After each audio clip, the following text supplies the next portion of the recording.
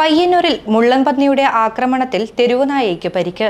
ഇന്ന് രാവിലെ കൊക്കാനംശ്ശേരി മടത്തുംപടി ക്ഷേത്രത്തിന് സമീപത്തു നിന്നുമാണ് നായയ്ക്ക് മുള്ളൻപന്നിയുടെ കുത്തേറ്റത്.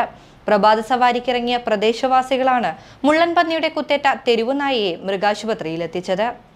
പ്രദേശവാസികളായ രാമകൃഷ്ണൻ നമ്പ്യാരും ശിവാനന്ദ പ്രഭുവും പ്രഭാത നടത്തത്തിനിടെയാണ് മുള്ളൻപന്നിയുടെ കുത്തേറ്റ നിലയിൽ തെരുവുനായയെ കണ്ടത്. മൂക്കിന് കുത്തേറ്റ് മുള്ളു തുളഞ്ഞു കയറി അവശനിലയിലായിരുന്ന നായയെ ഇവർ തൊട്ടടുത്ത മൃഗാശുപത്രിയിലെത്തിച്ചു. ഇന്ന് രാവിലെയാണ് മുള്ളൻപന്നിയുടെ ആക്രമണത്തിൽ ഒരു തെരുവുനായയുടെ മൂക്കിൻ്റെ ഉള്ളിലേക്കൂടി മുള്ളൻപന്നിയുടെ മുള്ള് തുളച്ചു കയറിയതായി ശ്രദ്ധയിൽപ്പെട്ടത്. അതിൻ്റെ ഭാഗമായി നമ്മൾ ഗവൺമെൻറ് ഹോസ്പിറ്റലിൽ വിവരം അറിയിച്ചിട്ടുണ്ട്.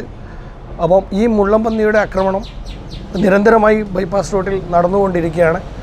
പ്രദേശവാസികൾക്കും വളർത്തു മൃഗങ്ങൾക്കും ഇതൊരു ഭീഷണിയായിരിക്കുകയാണ്. നായയുടെ മൂക്കിൽ തുളഞ്ഞു കയറിയ മുള്ളൻപന്നിയുടെ മുള്ള് ഡോക്ടർ ബിൻഷ നീക്കം ചെയ്ത് ചികിത്സ നൽകി.